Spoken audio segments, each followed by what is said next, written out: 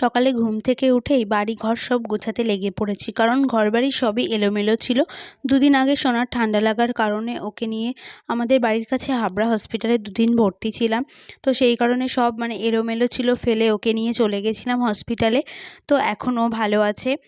আর মাও এখন আমাদের সাথে আমাদের বাড়িতে রয়েছে, কারণ ওকে বারবার নিউবুলাইজার করতে হচ্ছে। সেই জন্যে আর কি খুবই ব্যস্ত। আর ওকে রেখে কোথাওই একটু নড়তে পারছি না ওর কাছ থেকে। তো ঘর-টর সব ঝেড়ে ঝুড়ে গোছাচ্ছি, কারণ আমার সোনার প্রচণ্ড অ্যালার্জির কারণে ওর বারবার ঠান্ডা লেগে যায়। আর যেহেতু আমার অ্যালার্জি রয়েছে, সেই জন্যে আমারও ঠান্ডা ছাড়াই না বলতে গেলে। তো আমার থেকে ওর হয়, ওর থেকে আমায়, এরকম ওর জন্মের থেকে অ্যালার্জিটা ওকে ধরে নিয়েছে। তার জন্যে ওর বারবার ঠান্ডা লাগে, ডাক্তার এটাই বলছিল বারবার। তো ঠিক করেছি এবার ওকে সাবধানে রাখবো।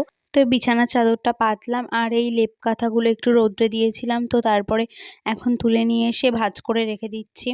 আর আলনাটাও গোছাতে হবে, সব কিছু এলোমেলো ছিল। তো সব গোছাচ্ছি, আর ভালো করে ঘরটরও মুছতে হবে। ধুলোবালি একটুও ওর কাছে সবসময় পরিষ্কার পরিচ্ছন্ন টিপটপ রাখতে হবে, না হলে আমারও অ্যালার্জি হবে, ওরও অ্যালার্জি হবে। আর অ্যালার্জির থেকে তো ঠান্ডা লাগা হবেই। তো এই যে আমি সব গুছিয়ে নিয়েছি। আর আমাদের বাড়িতে এত ধুলো পড়ে কি বলবো। আজকে সব কিছু ঝেড়ে পরিষ্কার করছি, কালকের মধ্যে আবার ধুলো পড়ে যাবে এরকম। না পেরে আমি ভ্যাকুয়াম ক্লিনার কিনেছিলাম, কিন্তু সেটাতেও কোনো কাজ হয় না। ওই কি রোজ রোজ তো ঝাড়তেই হবে, রোজ যে কোনো জিনিস রোজ পরিষ্কার করতে হবে, একদিন পরিষ্কার করে রাখলে কিন্তু হবে না। তো যাই হোক, এবার এই যে আলনাটা গুছিয়ে নিচ্ছি। তো জামা কাপড় এত পরিমাণে হয়ে গেছে আলনায়, আর একটুও জায়গা নেই। তো এগুলোকে গুছিয়ে এখন রেখে তারপরে আমি যাব ভাত খেতে। আজ সন্ধ্যায় আমার পছন্দের জিনিস এই যে মোমো। তোমাদের দাদাভাই নিয়ে এসছে, খুব টেস্ট।